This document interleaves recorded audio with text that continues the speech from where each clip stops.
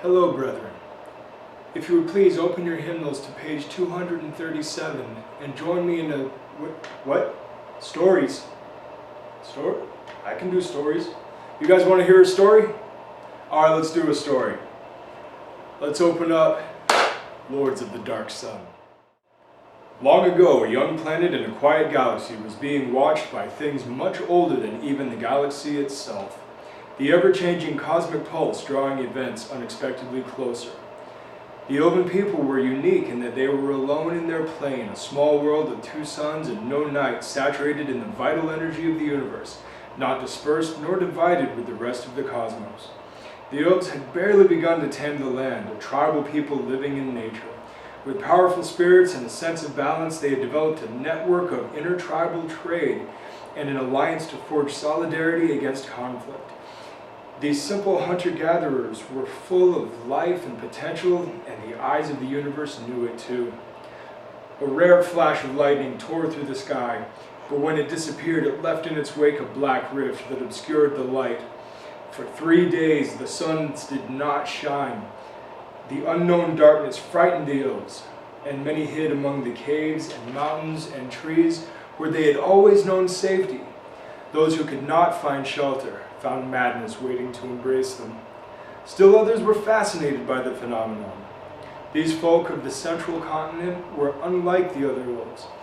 They had formed the first city on the planet. Their shaman had formed a central council of the brightest hearts and souls among the aligned tribes. They gathered their resources and built a great hall from which they could guide the people.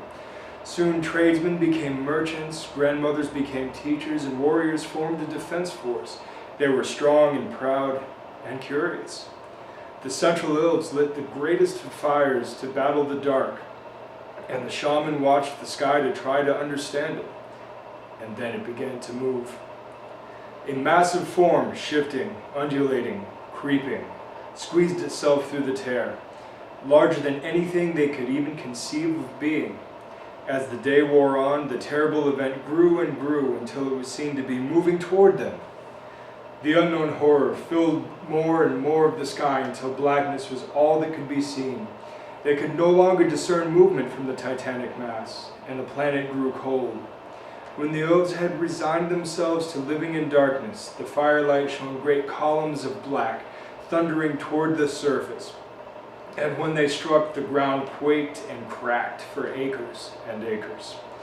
Those unfortunate enough to be near the impact areas were crushed by a pressure wave of insurmountable magnitude, and the curious few who drew nearer the event found themselves losing vitality quickly. This darkening terror pulled the life from the very planet itself, and all who walked upon it. The Elves could not understand it, and supplicated to the higher ones for salvation, or a rapid and painless end. They wanted this nightmare to end, and so history remembers this as the Great Nightmare. From the south, a torchlight procession of nomadic Elven shaman representing many tribes approached the central city. Along their journey, they discovered survivors of the Great Nightmare with whom they traded healing and comfort for stories and food. Their own tales spoke of land not covered in black, where the suns still warmed the air. The mission had led them past innumerable gaunt husks of once Elven form, bodies that had been utterly drained of all life. And where they passed near a region affected by the nightmare columns, they too felt their spirits leaving them. They lost several party members along the way, but they were determined to find the noble Central Elves and discuss a solution. They determined the best course of action would be to gather the most powerful spirits among them and travel southward toward the light.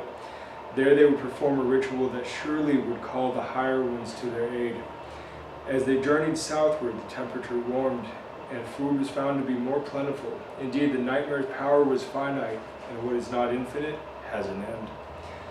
The Elves, after what seemed to be an endless journey, finally reached the edge of the blackness, and once through it, they reveled in the light. Soon they were brought to the promised place, a green land surrounded by trees and rivers and clear sky, and at once they set to work. Gathering among them the precious materials they had brought along, they arranged them into a neat pile and set it ablaze with a mighty spirit flame conjured from within themselves. Though silent they were, the elves allowed their spirits to cry out to the heavens, beyond the heavens, into eternity. And the flame went out.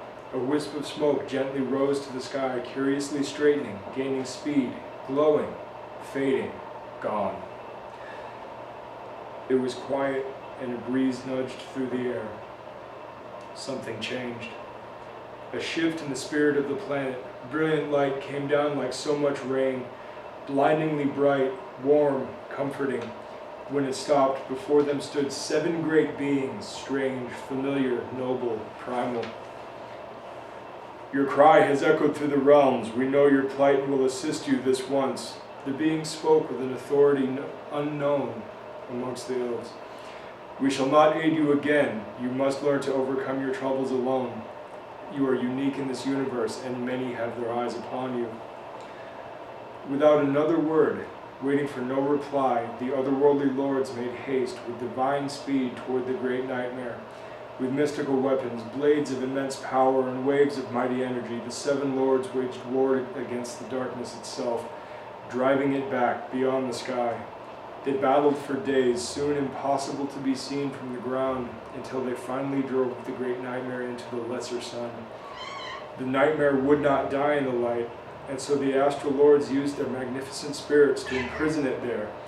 The sun crusted over like a cooling flow of lava and emitted a strange aura. In a final flash of light, the lords of heaven were gone, and the dark sun a reminder of the conflict, from whence it had gone. That lightning wisp of smoke returned to the ashes of precious majesty and sacrifice. The elves who had made the journey were all at camp, meditating, praying, singing, when the light returned. There, when the brilliant thread faded, were left 7 tokens. Tokens in brilliant hues that were brought back to the central elven city and placed in a memorial shrine to the sacrifice that was made on their behalf, and as a symbol of unity, where the many tribes acted as one for the good of their world. Thank you for joining me on this strange tale of wonder. Good journey.